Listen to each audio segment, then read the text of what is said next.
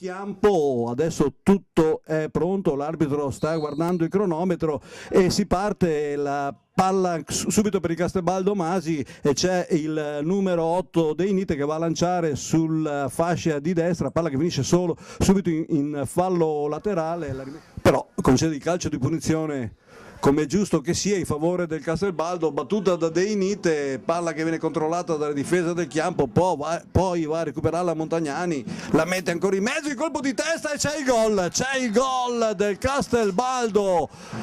il cross di Montagnani, un colpo di testa, in primis dal Degan. Giocatore di stazza incredibile, palla al limite dell'area, attenzione, nessuno riesce a intervenire, poi tenta la rovesciata e c'è il gol, il raddoppio proprio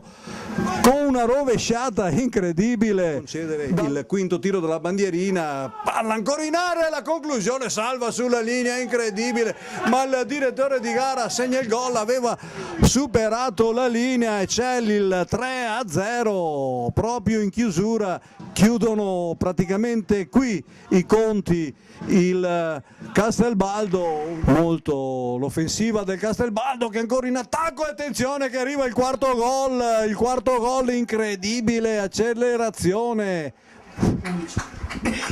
sulla sinistra del solito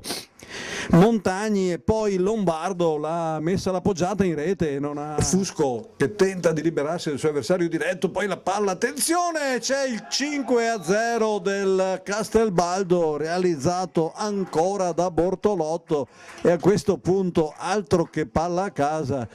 realizzato 4 reti per Bortolotto, diciamo che arriva puntualmente dopo un minuto di recupero il fischio finale del direttore di gara, quindi ribadisco il finale qui da Castelbaldo, il Castelbaldo Masi batte il Chiampo per 5-0.